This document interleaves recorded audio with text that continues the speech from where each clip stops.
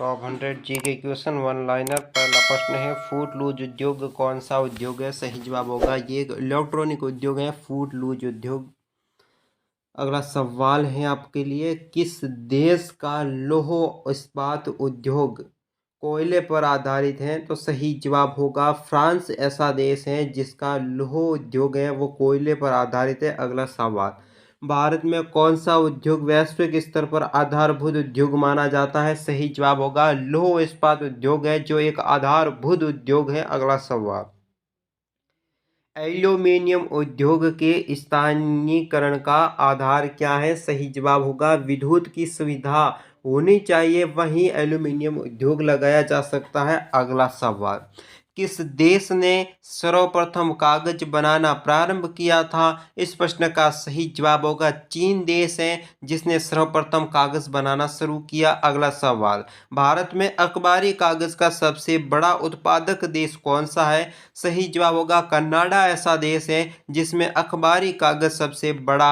उत्पादन क्षेत्र है। अगला सवाल, विश्व की पहली जूट मिल कहाँ पर स्थापित की गई थी? सही जवाब होगा स्कॉटलैंड के डूडी में जूट स्थापना मिल लगाई हुई है। अगला सवाल है, भारत इलेक्ट्रॉनिक लिमिटेड का मुख्यालय कहाँ पर स्थापित है? सही जवाब होगी बेंगलोर में भारतीय इलेक्ट्रॉनिक लिमिटेड का मुख्यालय बना हुआ है। अगला सवाल है, गोवा शिपयार्ड लिमिटेड का मुख्यालय कहाँ पर स्थापित किया हुआ है? सही जवाब होगा वास्को डिगामा ने गोवा में शिपयार्ड लिमिटेड की स्थापना की थी। अगला सवाल है, मिस्र धातु निगम लिमिटेड का मुख्यालय कहाँ पर स्थापित किया हुआ है? सही जवाब होगा हैदराबाद में मिस्र धातु निगम लिमिटेड की स्थापना की हुई है। अगला सवाल है, दागो और भूल जाओ टैंक रोधी प्रक्षेपास्त्र किसे कहा जाता है? सही जवाब होगा नाग मिसाइल को दागो और भूल जाओ टैंक रोधी प्रक्षेपणास्त्र मिसाइल कहते हैं। अगला सवाल, भारत का प्रथम गवर्नर जनरल कौन था? सही जवाब होगा लॉर्ड विलियम बेंटिंग भारत का प्रथम गवर्नर जनरल था। अगला सवाल देख लेते हैं। अगला सवाल है, भारत का अंतिम गवर्नर जनरल जो भारत का प्रथम वायसराय बना था? सही जवाब होगा लॉर्ड कैनिंग था जो अंतिम गवर्नर जनरल और भारत का वायसराय बना था। अगला सवाल है, नोबेल पुरस्कार प्राप्त करने वाला प्रथम भारतीय कौन थे? सही जवाब होगा रविंद्रनाथ ठाकुर जिन्होंने नोबेल पुरस्कार प्राप्त करने वाले प्रथम भारतीय थे। अगला सवाल है, राष्ट्रीय कांग्रेस का प्रथम अध्यक्ष कौन था? सही जवाब होगा WC बनर्जी जिन्होंने राष्ट्रीय कांग्रेस की प्रथम स्थापना की थी। अगला सवाल है, भारत के प्रथम फील्ड मार्शल कौन थे? तो सही जवाब होगा जनरल मोनिक शो जो भारत के प्रथम फील्ड मार्शल माने जाते हैं। अगला सवाल बनता है, भारत का प्रथम प्रथम विमान वाहक पोत कौन सा है? तो सही जवाब होगा विक्रांत जो प्रथम विमान वाहक पोत माना जाता है। अगला सवाल, भारत में पहली डीजल इंजन बनाने का कारखाना कहाँ पर खोला गया है? सही जवाब होगा सतारन महाराष्ट्र 1932 में पहली डीजल इंजन कारखाना खोला गया था।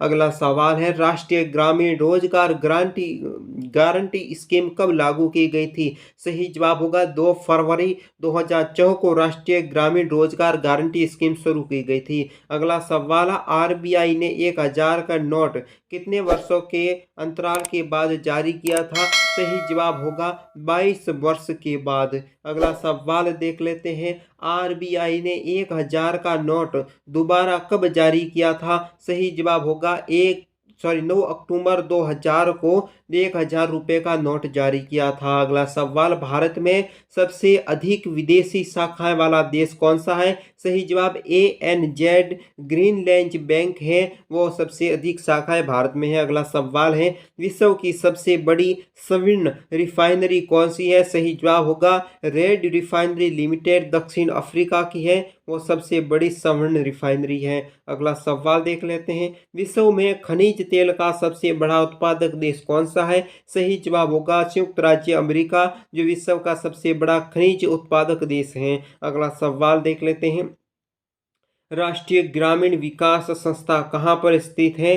सही जवाब होगा हैदराबाद में राष्ट्रीय ग्रामीण विकास संस्था स्थापित की गई है। अगला सवाल है, अमेरिका स्टॉक एक्सचेंज नासदाक की सूचीबद्ध होने वाली पहली भारतीय कंपनी कौन सी है? सही होगी इन्फोसिस टेक्नोलॉजी। अगला सवाल है आपके लिए, नाबार्ड की स्थापना किस पंचवर्षीय योजना के दौरान की गई थी? सही जवाब होगा छठी पंचवर्षीय योजना के तहत नाबार्ड की स्थापना की थी। अगला सवाल है, भारतीय संविधान का निर्माण करने वाला संविधान सभा का गठन कब हुआ था?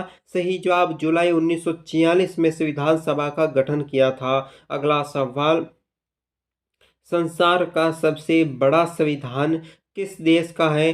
तो सही जवाब होगा भारत देश में जो संसार का सबसे बड़ा लिखित संविधान है, सबसे बड़ा। और अगला सवाल, भारत के संविधान को बनाने में कितना समय लगा था? सही जवाब होगा 2 वर्ष 11 माह 18 दिन का समय भारतीय संविधान बनने में लगा। अगला सवाल, शुरू में संविधान के कितने अनुच्छेद, भाग और अनुसूचियां थी? सही जवाब 395 से अनुच्छेद, 22 भाग, 8 अनुसूचियां भारतीय संविधान में थी। अगला सवाल है, संविधान का निर्माण किसके द्वारा किया गया था? सही जवाब होगा संविधान सभा द्वारा, चुने हुए प्रतिनिधियों की सभाओं द्वारा संविधान सभा का निर्माण किया था। अगला सवाल देख लेते हैं, संविधान सभा के सदस्य की कुल संख्या कितनी थी या कितनी निर्धारित की गई थी? सही जवाब होगा 389 संविधान सभा के कुल सदस्यों की संख्या थी। अगला सवाल है, संविधान सभा का प्रथम अधिवेशन कब हुआ था या कब संपन्न हुआ था? सही जवाब 9 दिसंबर 1944 को संविधान सभा का प्रथम अधिवेशन हुआ था। अगला सवाल है आपके लिए, संविधान सभा के प्रथम अधिवेशन की अध्यक्षता किसने की थी? सही जवाब होगा डॉक्टर शशीनानंद सिन्हा ने संविधान सभा का प्रथम अधिवेशन की अध्यक्षता की थी। अगला सवाल देख लेते हैं, संविधान सभा का स्थायी अध्यक्ष किसे नियुक्त किया गया था?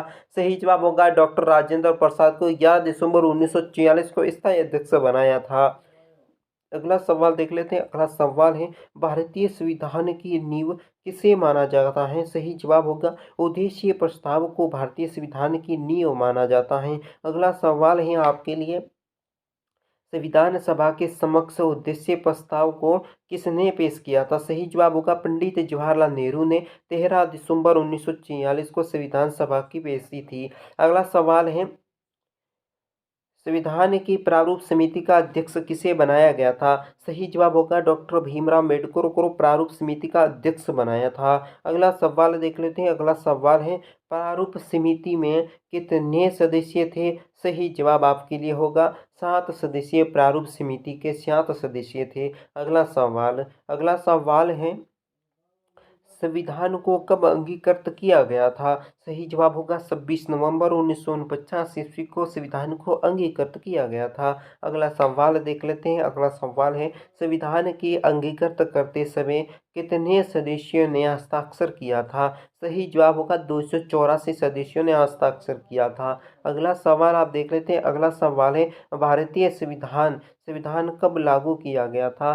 सही जवाब होगा 26 जनवरी 1950 को भारतीय संविधान लागू किया गया था। अगला सवाल देख लेते हैं। अगला सवाल है, भारतीय संविधान का जनक किसे कहा जाता है? सही जवाब होगा डॉक्टर भीमराव अंबेडकर को भारतीय संविधान का जनक माना जाता है। अगला सवाल देख लेते हैं। अगला सवाल है, संविधान सभा की अंतिम बैठक कब हुई थी? सही जवाब होगा 24 जनवरी 1950 को संविधान सभा की अंतिम बैठक हुई थी। अगला सवाल है आपके लिए, डॉक्टर राजेंद्र प्रसाद को भारत का राष्ट्रपति कब चुना गया था? सही जवाब होगा 24 जनवरी 1950 को राजेंद्र प्रसाद को भारत का राष्ट्रपति चुना गया। अगला सवाल है, पंथ निरपेक्ष तथा समाजवादी शब्द संविधान के किस संशोधन द्वारा जोड़ा गया था? सही जवाब होगा 42वें संविधान संशोधन 1974 में जोड़ा था।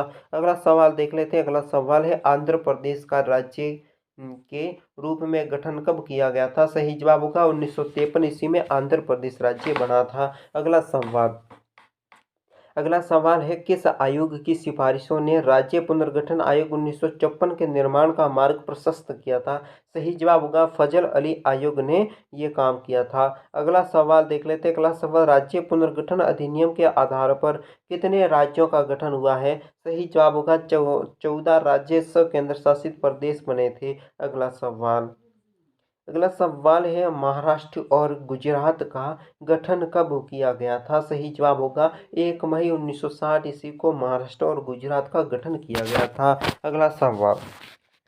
बंटवारे से पहले कौन से दो राज्य बंबई राज्य में सम्मिलित किए थे?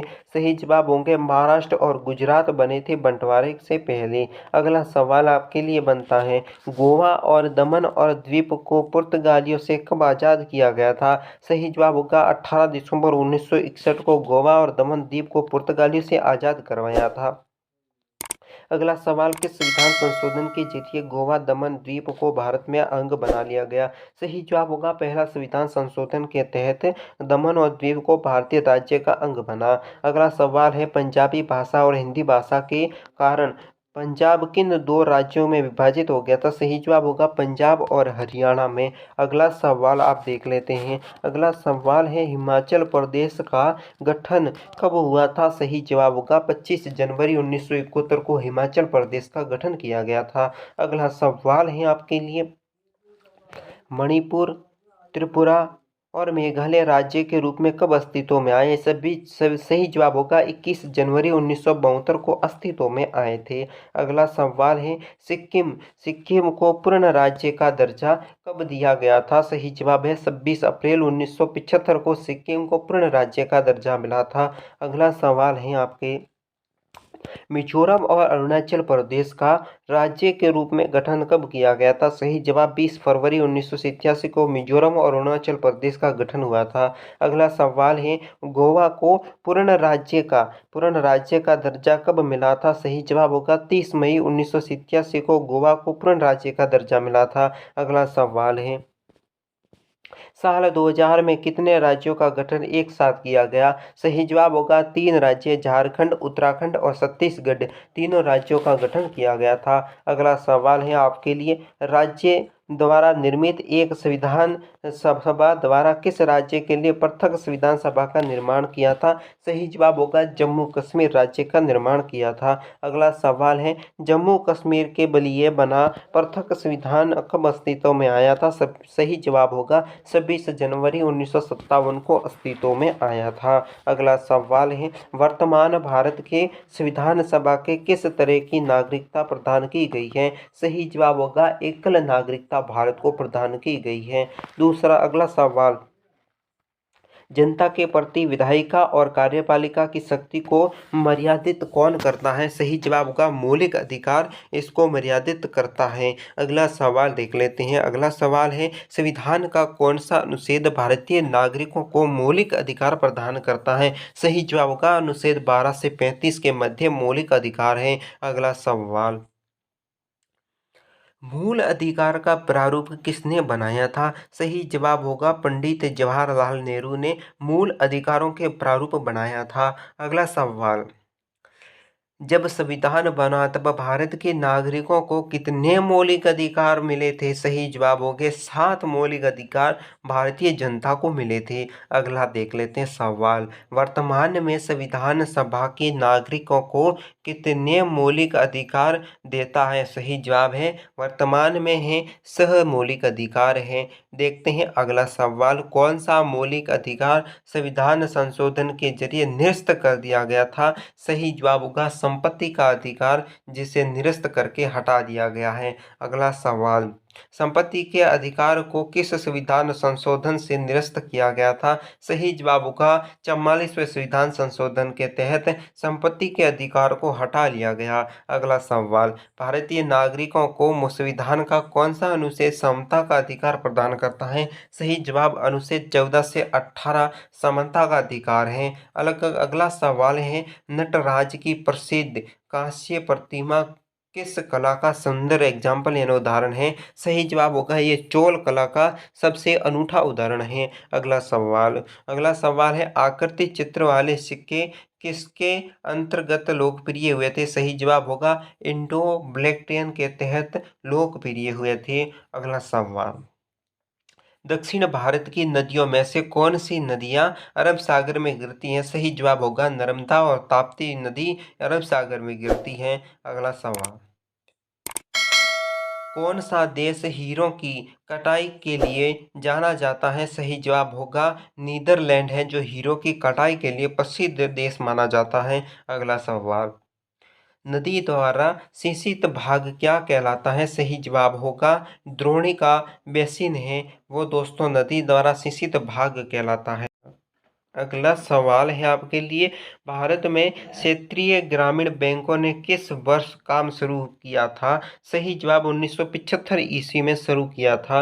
अगला सवाल देख लेते हैं। अगला सवाल 1907 में कांग्रेस का पहला विभाजन कहाँ पर हुआ था? सही जवाब होगा सूरत में 1907 में कांग्रेस का पहला विभाजन हुआ था। अगला सवाल है आपके लिए, भारत में पहला समाचार पत्र किसने शुरू किया था? सही जवाब होगा जो जमेश यानी बंगाल गजट है वो समाचार पत्र भारत का पहला समाचार पत्र था। अगला सवाल है, वो महान साइंटिस्ट कौन था जिसने भारतीय स्नानागार में एक प्रसिद्ध खोज की थी? सही होगा एसिड मिक। अगला सवाल देख लेते हैं, जल का अधिकतम घनत्व किस तापमान पर संभव होता है? सही जवाब होगा 4 सेल्सियस पर होता है संभव। अगला सवाल है आपके लिए, राज्य के विश्वविद्यालय का कुल अध्यक्ष सामान्य रूप से कौन होता है? सही जवाब होगा कुल अध्यक्ष जो होता है वो होता है राज्यपाल। अगला सवाल है, अंतरिक्ष में उड़ान भरने वाला पहला जानवर कौन था? सही जवाब होगा कुत्ता है जो अंतरिक्ष में उड़ान भरने वाला पहला जानवर था।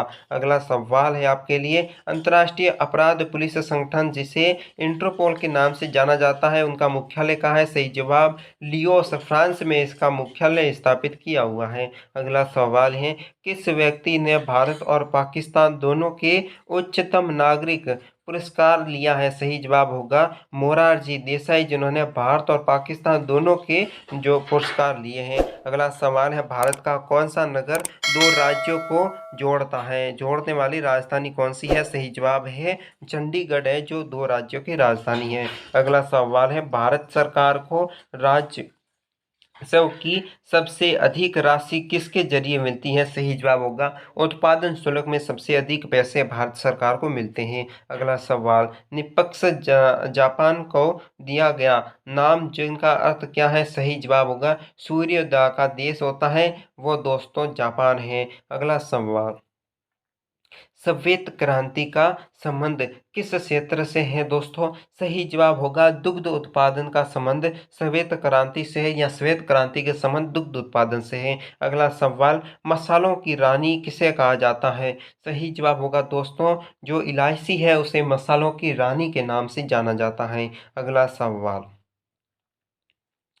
गरीबी नवाज किसे कहा जाता है? सही जवाब होगा आपके लिए जो मोइनुद्दीन चिश्ती जो गरीब नवाज के नाम से जाना जाता है। अगला सवाल, सहरिया जनजाति कहाँ पाई जाती है? तो सही जवाब होगा दोस्तों राजस्थान में सहरिया नाम की जनजाति है वो दोस्तों पाई जाती हैं। अगला सवाल, मानचित्र में पर्वत और पहाड़ को किस रंग में दर्शाया जाता है? सही जवाब होगा लाल रंग से पर्वत और पहाड़ को दर्शाया जाता है मानचित्र के भीतर। अगला सवाल, सिल्क रेशम का सबसे बड़ा उत्पादक देश कौन सा है? सही जवाब होगा चीन है जो सिल्क यानी रेशम का सबसे बड़ा उत्पादक देश चाइना बन चुका है। अगला सवाल है, कौन सी आकृति भूमिगत जल से बनी है? सही जवाब होगा जो कारस्थ विंडो है वो आकृति दोस्तों भूमिगत जल से बनी हुई है। अगला सवाल है, भारत में कॉफी का अच्छी उपज कहाँ होती है? सही जवाब होगा कर्नाटक में भारत की कॉफी की सबसे अच्छी नस्ल होती है। अगला सवाल है, ईश्वर का निवास स्थान दोस्तों कौन सा है? सही जवाब होगा प्रयागराज को जो है ईश्वर का निवास स्थान कहा जाता है। अगला सवाल है, 5 नदियों का भूमि के नाम से किसे जाना जाता है? सही जवाब होगा पंजाब को 5 नदियों की भूमि के नाम से जाना जाता है। अगला सवाल है, 7 टापुओं का दोस्तों जो नगर है वो किसे कहते हैं? सही जवाब होगा मुंबई को 7 टापुओं का शहर के नाम से जानते हैं। अगला सवाल आपके लिए है, बुनकरों का दोस्तों शहर कौन सा है? सही जवाब होगा पानीपत जो बुनकरों के शहर के नाम से प्रसिद्ध है। अगर आप गवर्नमेंट जॉब में सक्सेस होना चाहते हो तो हमारे चैनल को सब्सक्राइब करें, वीडियो को लाइक करें और आने वाले हर क्विज एमसीक्यू की वीडियो देखना ना भूलें और दोस्तों के साथ शेयर करें ताकि उनके भी काम आ सकें और हर गवर्नमेंट जॉब की तैयारी के लिए हमारे चैनल से जुड़े रहिए। Thank you.